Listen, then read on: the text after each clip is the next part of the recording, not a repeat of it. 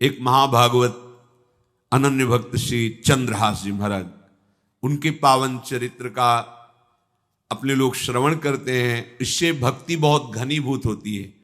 केरल देश में एक परम मेधावी सुधार्मिक नाम के राजा राज्य करते थे।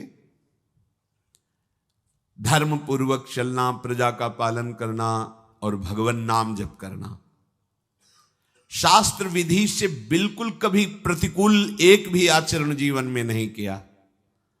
तो उनके यहां महाभागवत चंद्रहास जी का प्रादुर्भाव होता है। भगवान के भक्तों का जिस कुल में प्रादुर्भाव होता है, वो कुल, वो ग्राम, वो नगर, वो देश परम पूजनीय हो जाता है।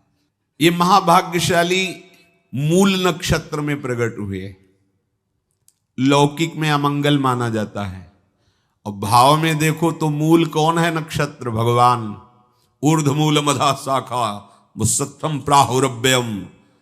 सबके मूल कौन है? श्री भगवान। किस नक्षत्र में पैदा हुए? मूल में, भगवत स्वरूप। और लोक में माना जाता है कि मूलन में पैदा हुआ है लड़का, अमंगल है, कुछ नष्ट ही होगा, संसार बड़ा विचित्र है। जैसे बालक रोता है ऐसे उनकी आवाज में निकला कृष्ण कृष्ण। बड़ा आनंद हुआ सुधार्मिक राजा को कि हमारे कोई महाभागवत पधारा है, क्योंकि ये भजन करके पूर्व जन्म में ऐसी भागवती की स्थिति प्राप्त की कि अबोध अवस्था में ही श्रीमुख से कृष्ण नाम निकल रहा है। आनंद उत्सव मनाया जा रहा है। राजा है, राजकुमार प्रकट हुआ, और दूसरी बात वो स्वयं भक्त हैं और भगवान का ऐसा भक्त जो जन्म लेते ही कृष्ण नाम उच्चारण किया। ये आनंद ज्यादा दिन टिका नहीं। रोज बधाइयां हो रही, आनंद उत्सव मनाए जा रहे। शत्रु पक्ष के राजाओं ने मिलकर कहा यही अवसर है, आक्रमण कर दिया जाए और केरलाधिपति का सब पूरा महल घेर करके कोई एक भी न बचने पावे। शत्रु पक्ष के राजाओं ने घेर लिया। आसपास से राजा और सैनिकों ने घेर लिया। अब वो असावधान थे, आनंद में पुत्र हुआ है, बधाइयां, कोई संभावना ही नहीं थी। गुप्त रूप से शत्रु पक्ष के राजाओं ने आक्रमण करके घेर लिया। अब राजाओं की कई सेनाएं और इनकी असावधानी पूर्वक आनंदमयी वृत्ति में कोई पहले से पता हो तो तैयारी करते, तत्काल आक्रमण को रोकने का प्रयास किया पर असफल रहे। इनके सैनिक भी मारे गए, राजा भी मारे गए, राजमहल को घेर लिया गया, कोई भी एक भी बच के न जाने पावे। तो राजमाता जिनसे चंद्रहास जी का प्रादुर्भाव हुआ था, उन्होंने धाय मां को कहा कि मेरे पुत्र को बचाने में तुम समर्थ हो, मेरे तो प्राण नहीं बचेंगे, अगर ये लोग नहीं मारते तो मैं अपने पति के शव के साथ सती हो जाऊंगी। पहले ऐसी धार्मिक निष्ठा माताओं बहनों में होती थी कि धाय मां ने विचार किया कैसे बचा सकती हूं, आसपास तो सब सैनिक घेरे हुए हैं।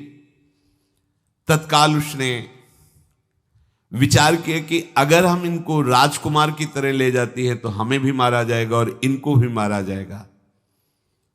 देखो कितनी विपत्ति जन्म लेते हैं। कोई प्रश्न कर सकता है कि महाभागवत जिनके घर में प्रकट हो तो वहां धन वैभव सुख संपत्ति बढ़नी चाहिए, यहां तो जन्म से ही जैसे वहां माता पधार,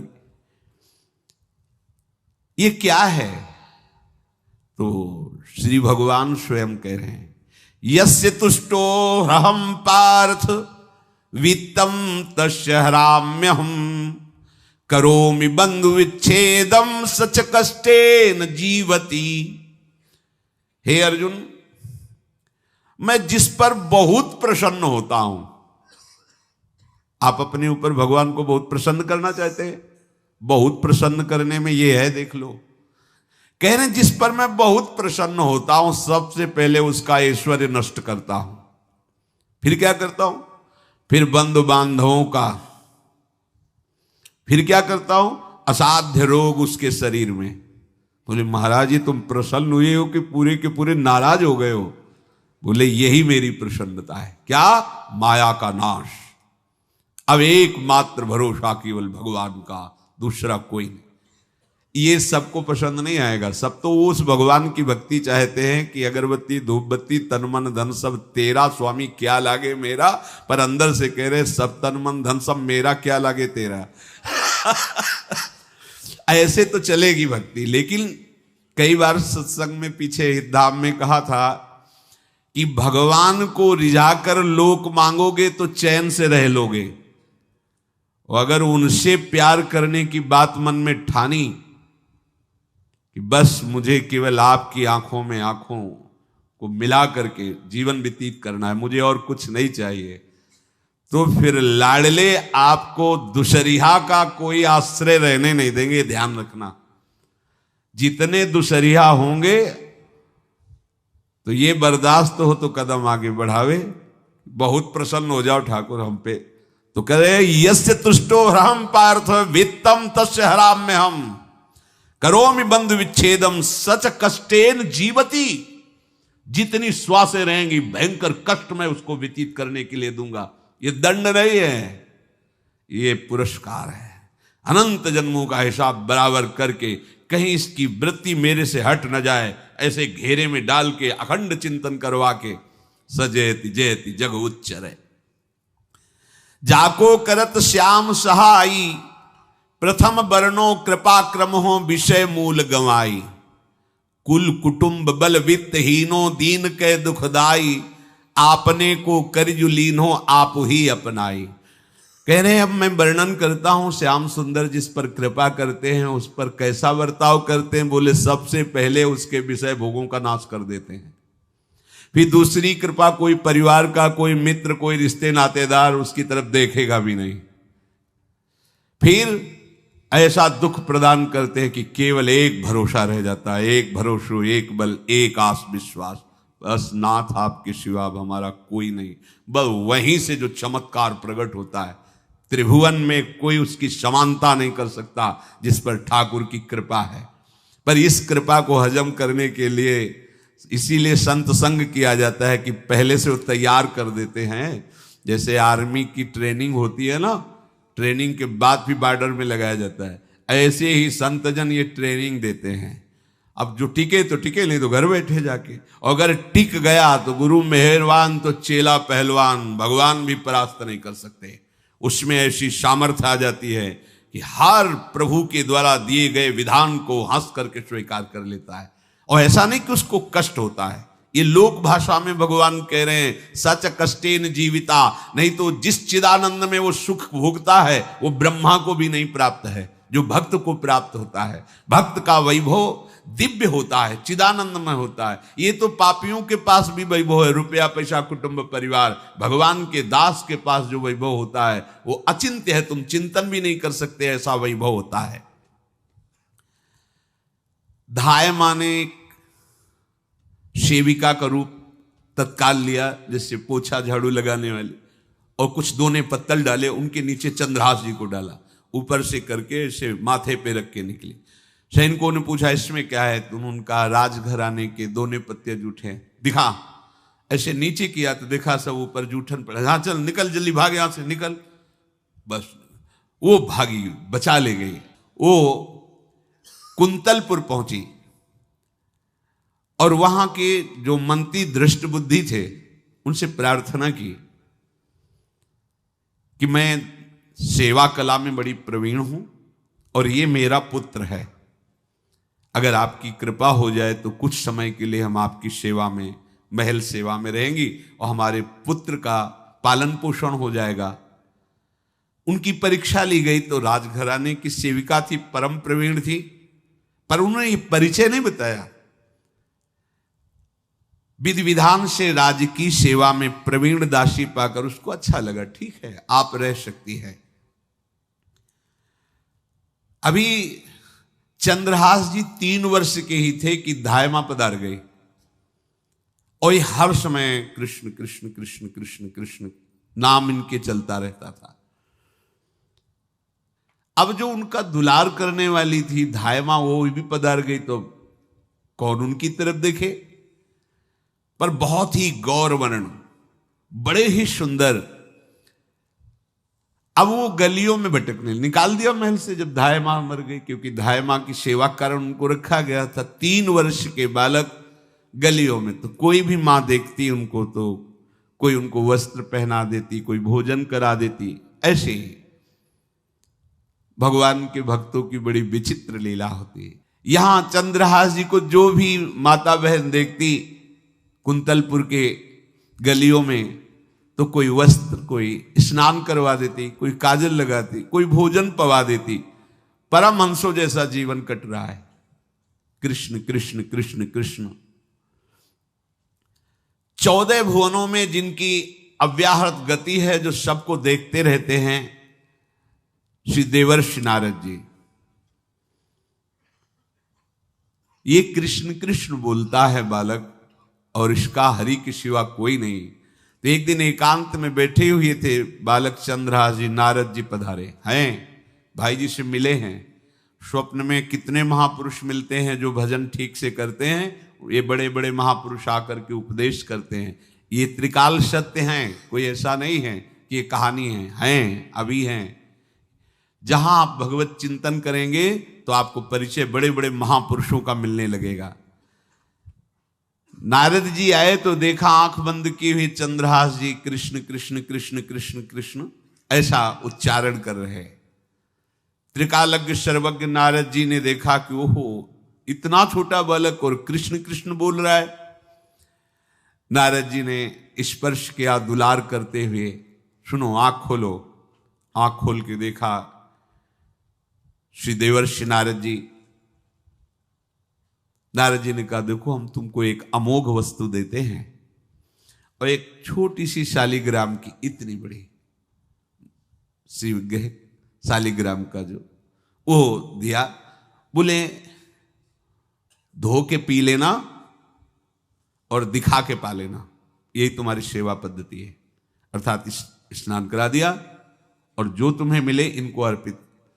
तो उन्होंने विचार किया कि धोने के लिए, स्नान कराने के लिए पात्र चाहिए, भोग लगाने के लिए पात्र चाहिए।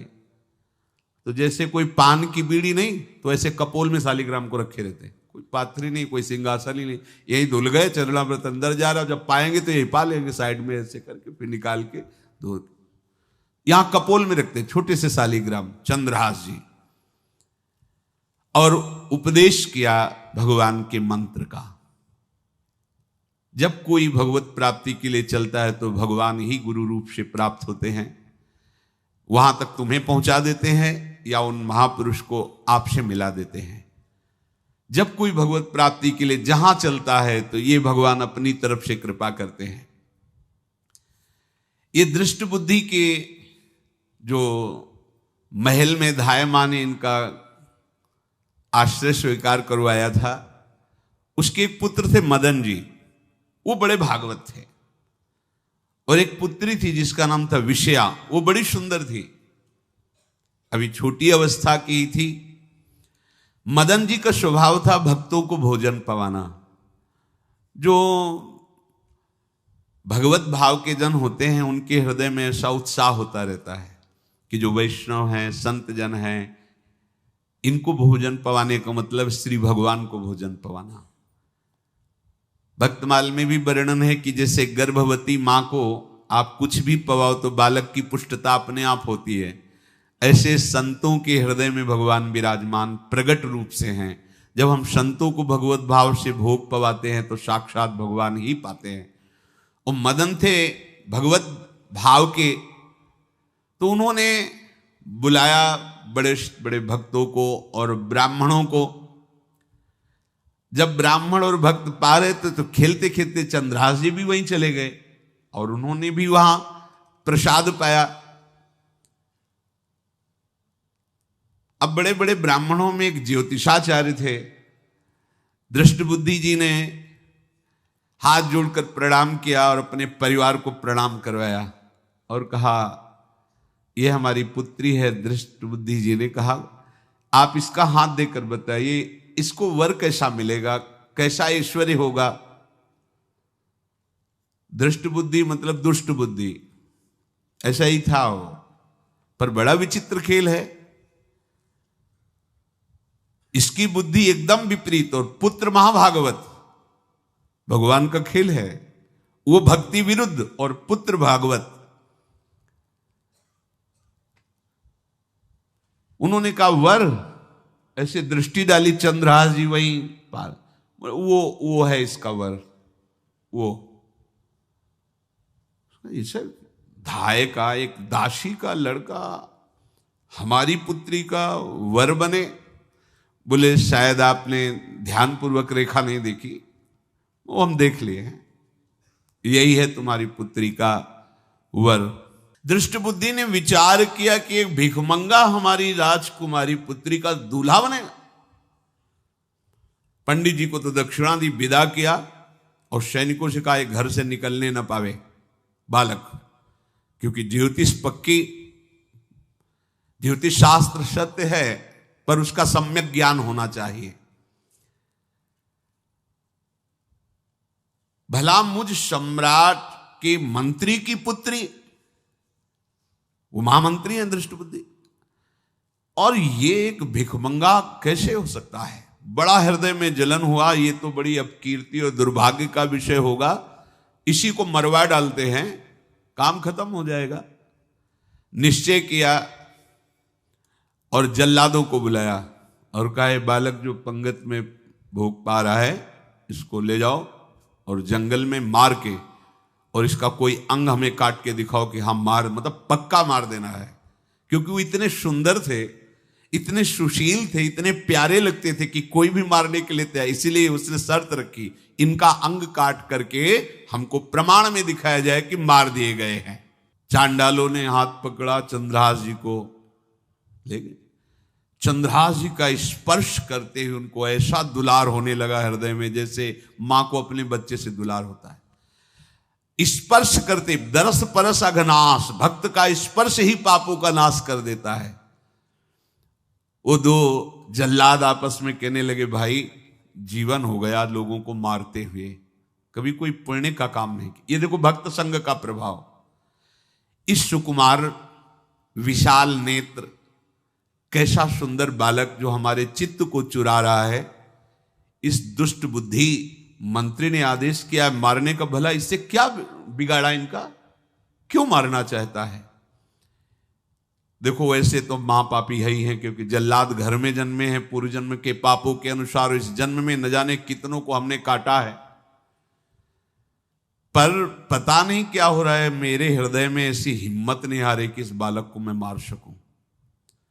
दूसरे ने कहा फिर अगर उसको तुम नहीं मारोगे तो तुम मारे जाओगे, कुछ तो करना पड़ेगा।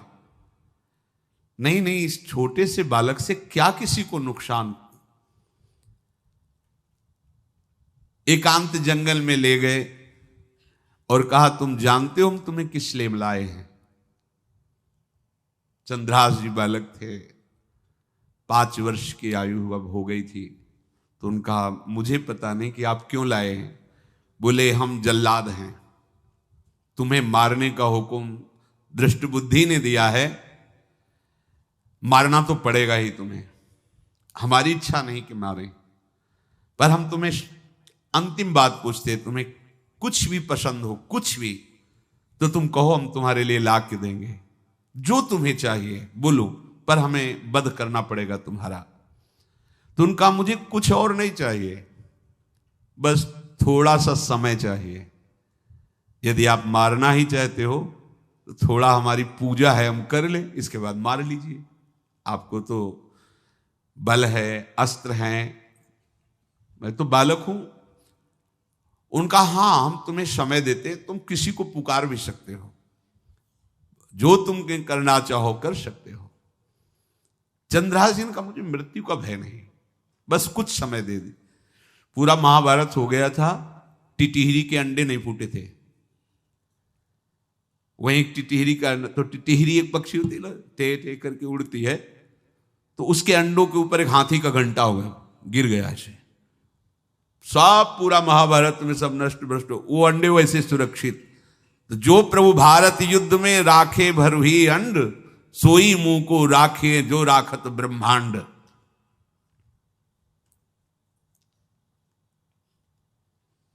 मैं तो अनाथ हूं, श्री कृष्ण के सिवा कोई मेरा है नहीं। मैं किसको पुकारूं? मेरा आश्रय तो एकमात्र वही प्रभु हैं। और निकाला शालिग्राम, यही सिंहासन है शालिग्राम का। भगवान के भक्तों की अपार महिमा है।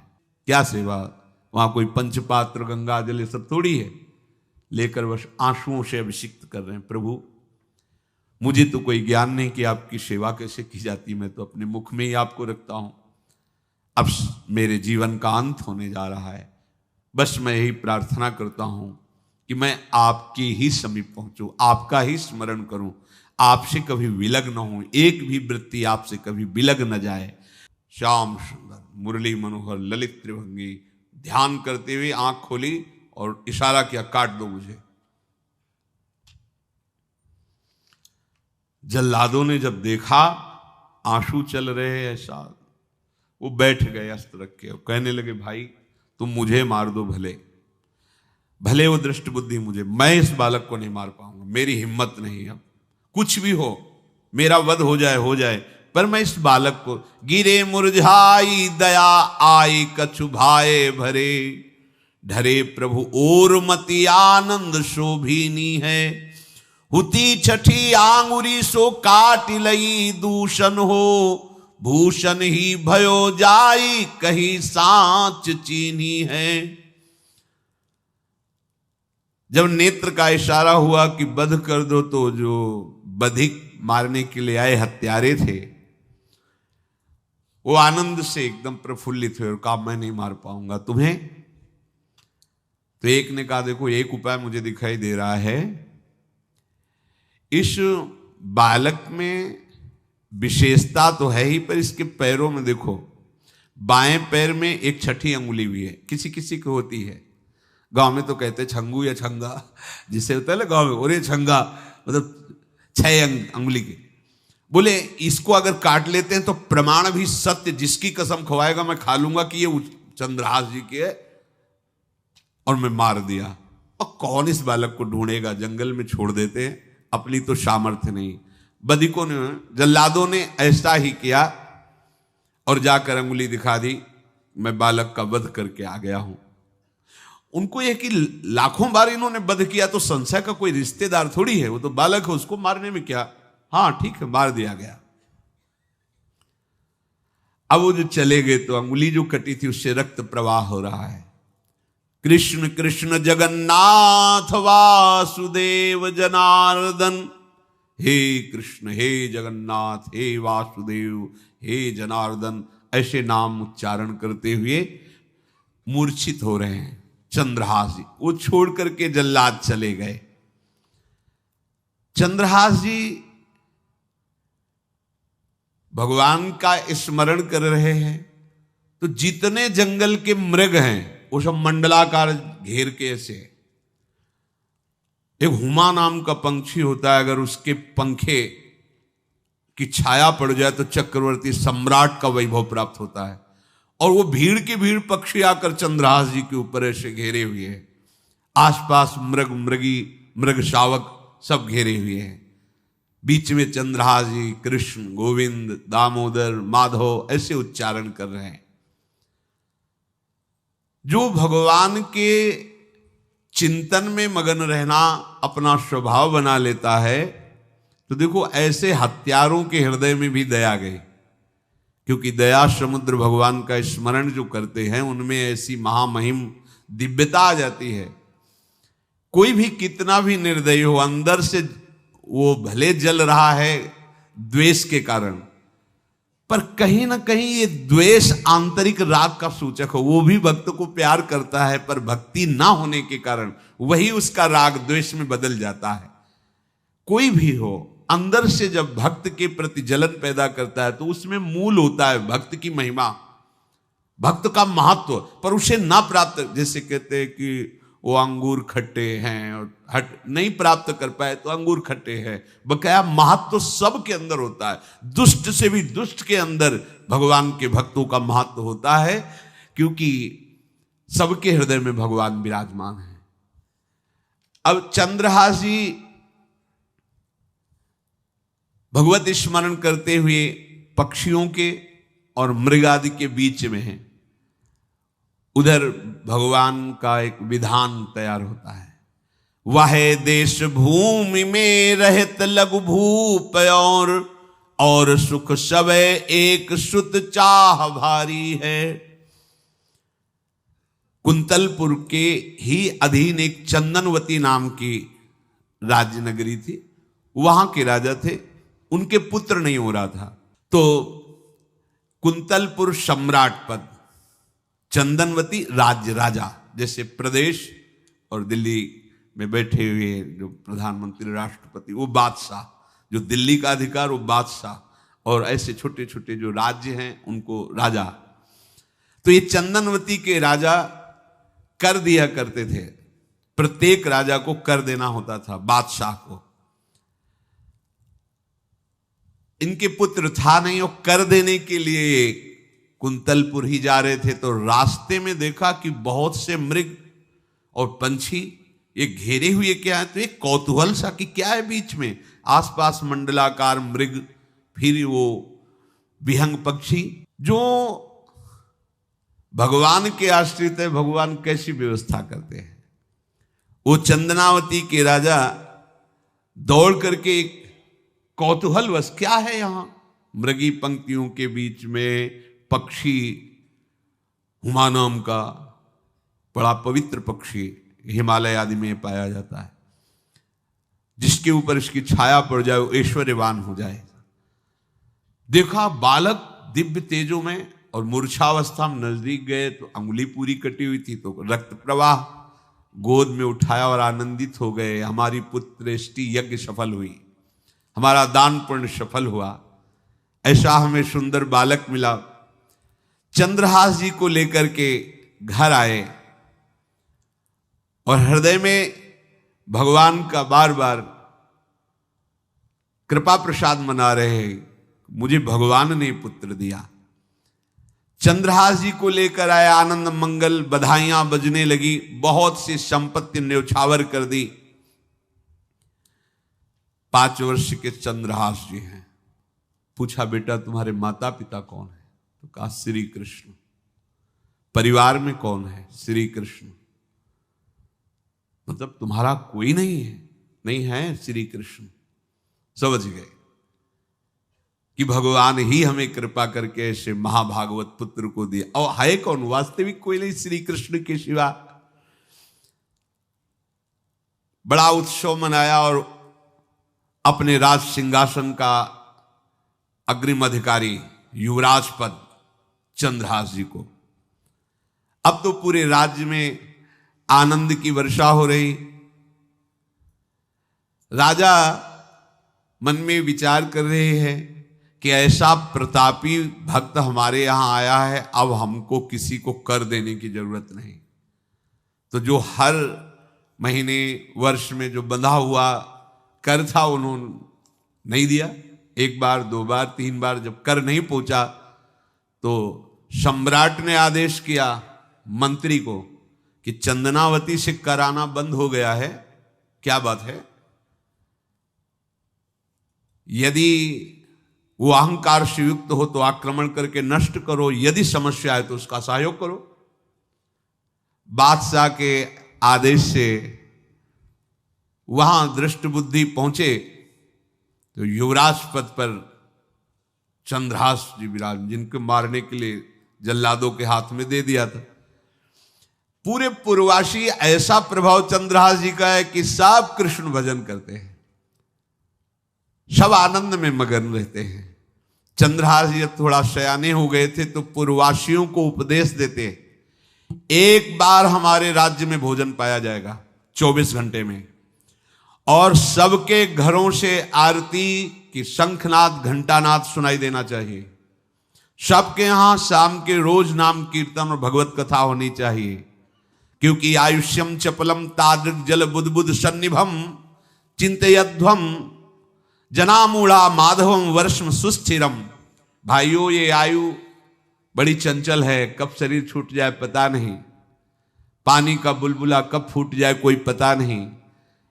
इसलिए माधव श्री कृष्ण का नाम कीर्तन, उनकी आरती पूजा, उनका ध्यान और 1 टाइम भोजन। पूरे नगर में अब सोचो कितना भक्ति का प्रभाव होता है। पूरा नगर में, हर घर में आरती, पूजा, कीर्तन। चक्रवर्ती सम्राट के लक्षण स्वाभाविक चंद्रहास जी में प्रकट होते थे।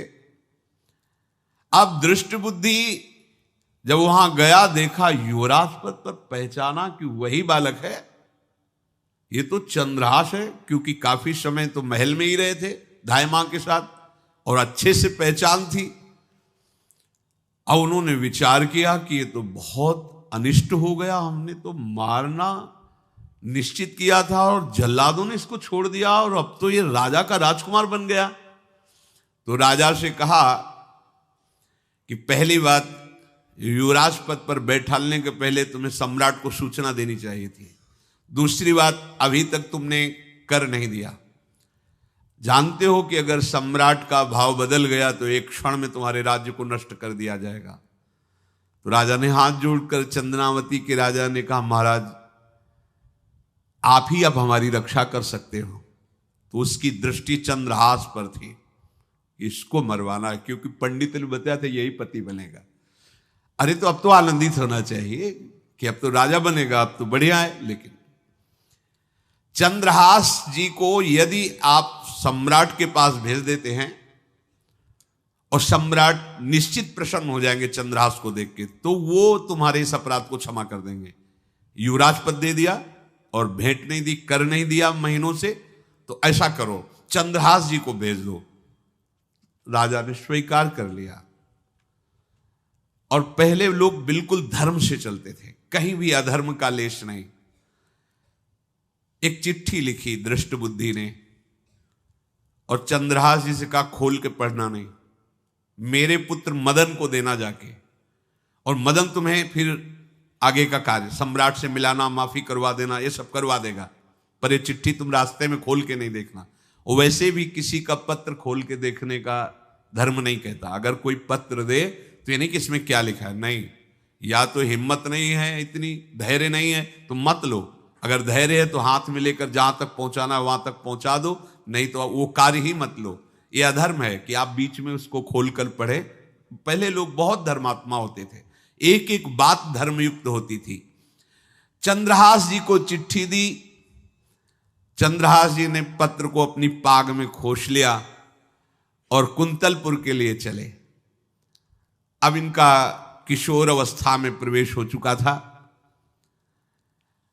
एक सुंदर कुंतलपुर के बाहरी रमणीय बगीचा था, वृक्ष बहुत सुंदर सुंदर, पुष्पवाटिका भी, बड़ा मनोरम लगा। घोड़ा बांध दिया वृक्ष में और पहले सरोवर का बड़ा निर्मल जल होता, जल पिया, हाथ मुंह धोया, थोड़ी देर भगवान का ध्यान करते रहे वृक्ष के नीचे और फिर लेट गए तो नींद आ गई। भगवान बड़े कृपालु हैं। जो भगवद आश्रित होता है त्रिभुवन में कोई उसका अमंगल नहीं कर सकता।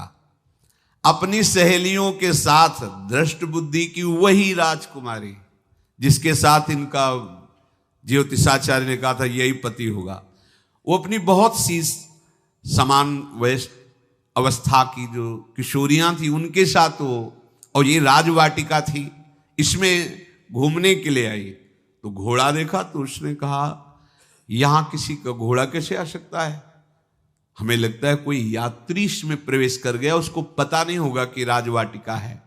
वो अपने सहेलियों के साथ घूमते हुए उसी वृक्ष के नीचे पहुंची। जा चंद्रहास नौ किशोर अवस्था, और जो भगवान का भजन करते हैं उनमें एक विशेष आकर्षण होता है जो साधारण आदमियों में नहीं होता।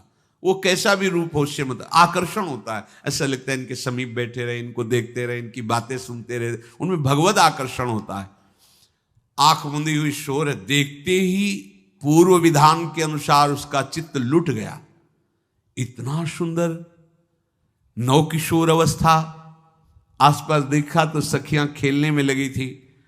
पाग में एक चिट्ठी सी दिखाई दी तो झुक करके चुपचाप ऐसे नौ किशोर अवस्था में चंचलता भी होती है, चिट्ठी खोल करके देखा तो वैसे ही रूप माधुरी में आसक्त हो गई थी। पूर्व संस्कार से आकर्षण भी हुआ।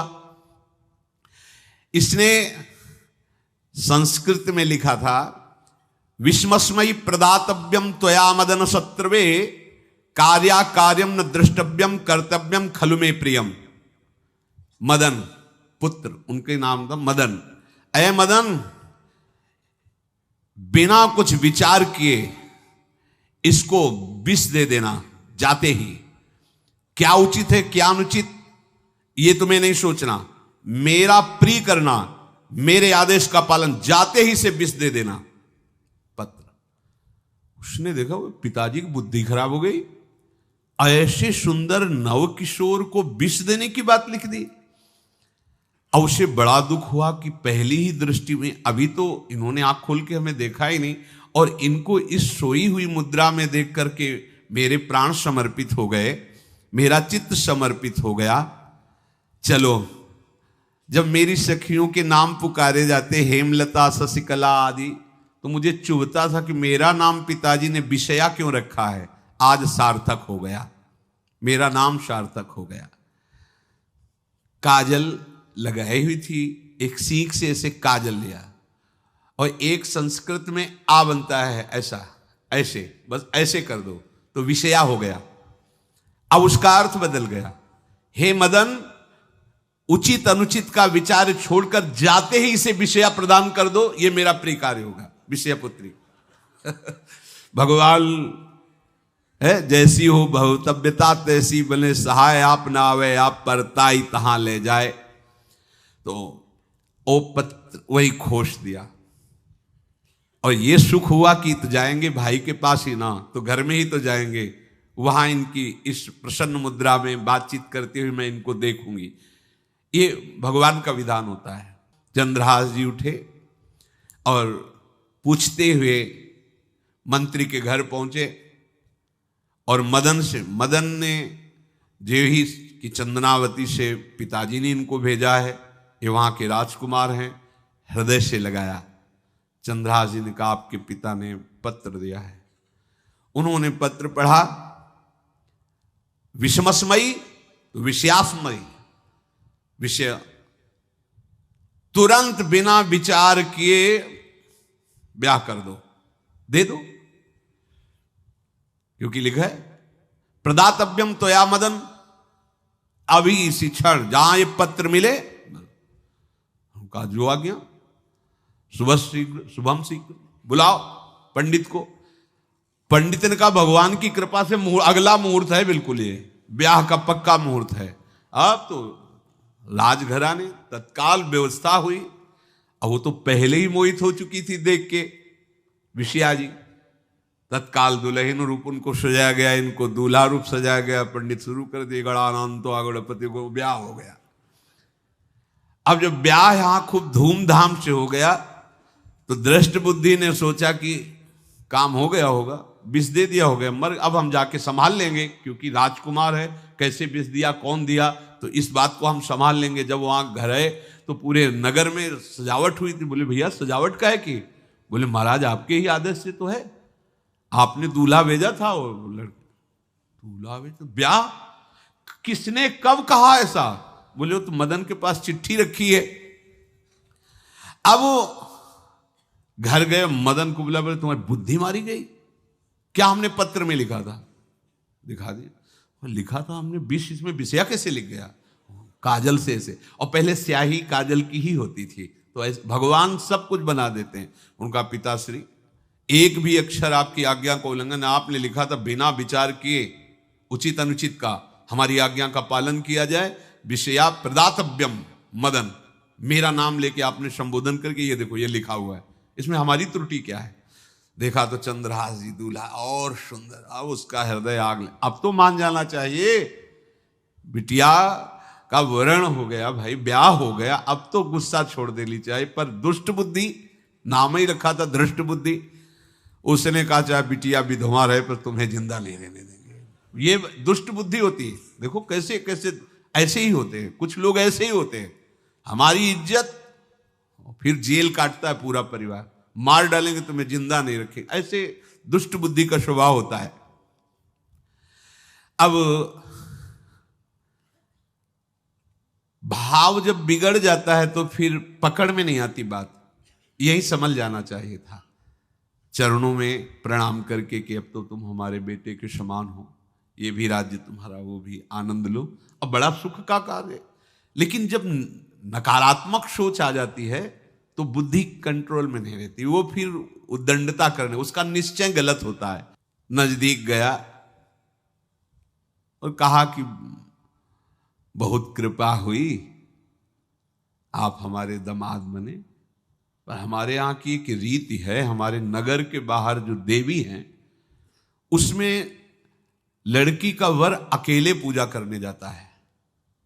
आपको हमारी कुल की रीति का निर्वाह करना होगा, आपको जाना ही होगा। कोई समस्या नहीं, हमारे लिए तो हर देवी देवता भगवत स्वरूप है, आपके लिए हम पूजने चले जाएंगे, पूजन की थाल तैयार करो। और उधर कई बलवान सैनिकों को भेजा, देवी पूजने जो आ रहा है तत्काल उसे काट देना, किसी भी तरह बचना नहीं चाहिए, नहीं तुम सब मारे जाओगे। जो आदेश देवी मंदिर में सैनिकों को लगा दिया, जो आवे तत्काल मार देना, क्योंकि अब भेज ही रहे ना, तो नाम नहीं लिया, कहा जो आवे तत्काल मार देना, मेरा आदेश अगर बचा तो मैं तुम्हें मार दूंगा। उन राज सैनिकों ने जो बधिक स्वभाव के थे पहले से वहां लग गए। बड़ा विचित्र भगवान का खेल है। वहां के चक्रवर्ती सम्राट जो थे बड़े बड़े विद्वान और ऋषियों से बातचीत कर रहे थे। उनका महाराज अब आपका राज सिंहासन पर बैठना राज्य के लिए अमंगल होगा, ऐसा समय आ रहा है। इस समय यदि चंद्रहास जी को सम्राट पद पर बैठा दिया जाएगा तो आगे अकाल नहीं पड़ेगा और बड़ा मंगल होता चला जाएगा। ये मुहूर्त आपका राज सिंहासन पर से हटने का है, तो उनका प्रजा का मंगल हो और देश का मंगल हो, इसलिए हम बिल्कुल। मदन वहीं बैठे हुए थे। सचिव ने कहा तुरंत जाओ और जो तुम्हारे बहनोई बने हुए हैं चंद्रहास जी को लाओ। तो भागे। तो जो और सैनिक राज सैनिक थे पूछा किधर जा रहे हो? बोले वो अपने बहनोई चंद्रहास जी। बोले वो तो देवी पूजा के लिए गए। तो घर में जाके वो सीधे आगे बढ़े, तो जा ही रहते थाल सजाकर देवी। बोले सुनो इसी समय मुहूर्त है, आपको देवी पूजा हम कर लेंगे जाके, या हम थाल लेके वहां बैठे रहेंगे, पहले सम्राट पद का वो अभिषेक करो फिर देवी पूजा हो जाएगी। ये तो घर की बात है, और देवी पूजा मैं करके आ रहा हूं, वो देवी पूजा के लिए और वो सम्राट पद के लिए बीच से ही। दौरे सुख पाई जाय मगही में लियो जाए, दियो सो पठाई नृप रंग माही भीजिए। अब जो सम्राट थे तो बहुत आनंदित हो गए, क्योंकि भगवान का भक्त तेजस्वी और बलवान शूरवीर योद्धा जो सम्राट पद पर बैठेगा तो अकाल नहीं पड़ेगा, सुख की सब प्रजा को वृत्ति प्राप्त होगी। बड़े आनंदित होकर इनका सम्राट पद पर अभिषेक हो रहा है। और दृष्ट बुद्धि के पुत्र जो मदन संतों और भक्तों का आदर करते थे, वो देवी पूजा, और वहां पहले उसने बोल रखा था जो आवे तो देवी अपमान ते न डरो सम्मान करो, जात मारी डार्यो या सो भाष्यो भूप लीजिए। चंद्रहास जी का सम्राट पद पर अभिषेक और मदन जी का देवी मंदिर में प्रवेश, और सैनिकों ने काट के फेंक दिया मदन को। ये जो पे कृपा रघुपति कृपाल की, बैर और की कहा सरे होई न बाको। बार भगत को जो कोई कोटि उपाय करे, गोस्वामी तुलसीदास लिख रहे, भगवान का कृपा पात्र जो भक्त है, किसकी ताकत है कि उससे बैर कर सके। चाहे कोई त्रिभुवन में हो, भक्त का बाल बांका नहीं कर सकता, चाहे करोड़ों करोड़ों उपाय कर ले। और तके नीच जो मीच साधु की, सो पामर ते मीच मरे। वेद विदित प्रहलाद कथा सुनि, को न भगति पथ पाम धरे। अगर तुम जिस भाव से साधु को नीचा दिखाना चाहोगे वही भाव तुम्हारा सर्वनाश कर देगा। वैसे ही देखो सर्वनाश हुआ ना, एक ही पुत्र और इसके आदेश से वह उल्टा खेल हो गया, पुत्र की ही हत्या हो गई और चंद्रहास जी को सम्राट पद पर अभिषेक किया जा रहा है। अब दृष्ट बुद्धि ने बड़ी प्रसन्नता अंदर है कि वो तो मार दिया गया होगा। सैनिक आए और बोले महाराज आपके पुत्र का वध हो गया है। पुत्र का वध कैसे? बोले आपने कहा था जो आए उसे मार देना, तो आपका पुत्र ही थाल लेकर पूजन, वो तो चंद्रहास, बोले उनका तो अभिषेक हो गया सम्राट पद पे। ये कैसे हो गया? अब अंदर भारी दुख उनके हृदय में। उन्होंने बताया कि तुम्हारे पुत्र को तो हम लोगों ने ही काट डाला आपके आदेश के अनुसार। आपने कहा था जो जाए उसे काट। अब तो छाती पीट पीट के, माथा फोड़ फोड़ के खूब रो रहा है। किसी का कोई भी बस नहीं चल सकता भगवान के भक्त के ऊपर। तंत्र मंत्र दुनिया का जितना भी सामर्थ्य है, ये भक्ति को ऐसे खिलवाड़ नहीं है। अब वो बार बार मैं कितना भागी, हाय मैं कितना भागी, अपने पुत्र को ही मरवा दिया, ये हाहाकार करके रो रहा है। चंद्रहास जी ने जब सुना तो उन्होंने कहा अरे मृत्यु तो मेरी निश्चित थी, फिर मदन भैया को वो मेरी मृत्यु प्राप्त हुई। नहीं नहीं, ऐसा नहीं हो सकता, मैं अभी जाता हूं। वहां गए, देखिए सब कटे, अंगों को रखा, भगवान का ध्यान करते हुए स्मरण करते हुए से हाथ फेरा, उठ के बैठ गए। अब ये घटना तो उनको पता नहीं थी, दृष्ट बुद्धि को उन्होंने खोपड़ी फोड़ करके अपनी हत्या कर ली।